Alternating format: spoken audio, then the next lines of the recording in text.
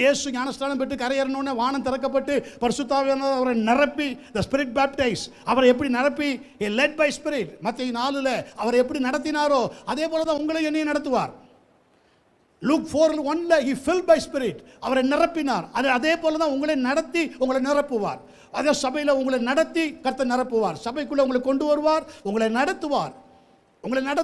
அந்த நடத்துறதுக்கு உங்களுக்கு அபிஷேகம் வேணும். அந்த நடத்துறதை புரிஞ்சுக்கிறதுக்கு உங்களுக்கு அபிஷேகம் வேணும். அதனால தான் இன்றைக்கி பாஸ்டர் ஒன்று சொன்னால் சில பேர் ஒன்று செய்வாங்க. அதை நடத்தி இப்போ புரிஞ்சிக்க முடியாது. சில பேருக்கு அந்த அது இருக்கும், உள்ளே இருக்கும், அது அவங்களுக்கு தெரியும். நன்மை அது அவங்க எப்படின்னா ரோமர் 7 ஜீவிக்கிறவங்க.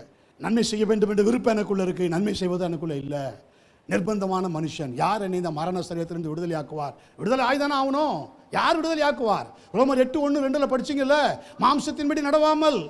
எஸ், மாம்சத்தின்படி நீ நடவாமல் ஆவியின்படி நடக்கணும்னா அந்த ஃபில்டு ஒன்று இருக்கணும் உனக்கு.